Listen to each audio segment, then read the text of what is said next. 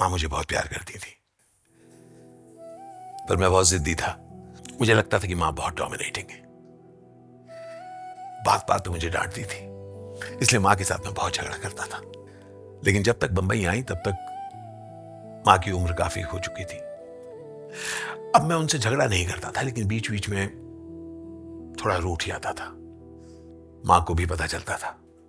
अक्सर कुछ दिन रूठने के बाद जब मैं माँ के पास बैठता था, माँ मेरे पास होती थी। हम लोग बहुत ज्यादा बात नहीं करते थे, चुप बैठते थे।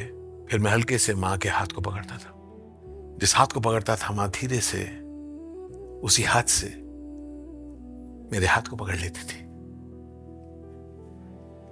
काफी देर हम लोग चुपचाप बैठे रहते थे और तब माँ मुझे बोलती थी, फ्रिज में तुम्हारे लिए कुछ रखा है। मैं ऐसा दिखाता था जैसे मैंने सुना नहीं। मैं उठता था, टहल कर किचन में घुसता था, फिर फ्रिज का दरवाजा खोलता था। मुझे पता था क्या था। एक स्पेशल स्टेनलेस स्टील की बरनी थी।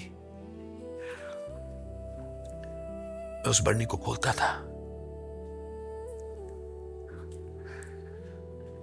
उसमें मेरी फेवरेट मिठाई थी,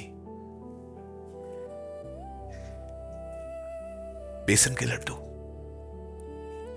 मां के बनाए बेसन के लड्डू। मैं किचन में ही बैठकर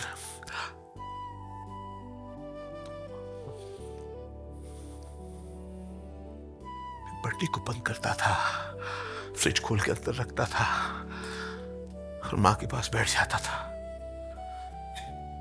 मां हल्के से मुझे देखती थी और पूछती थी, और हैं?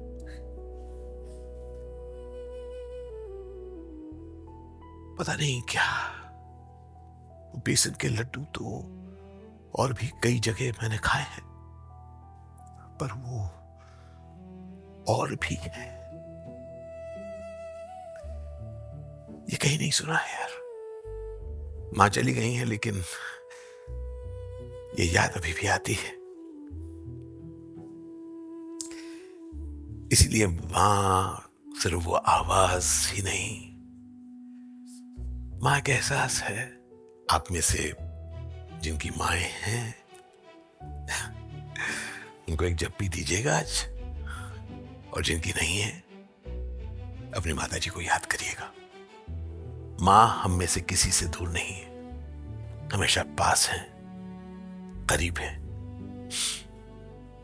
और बहुत प्यार करती हैं।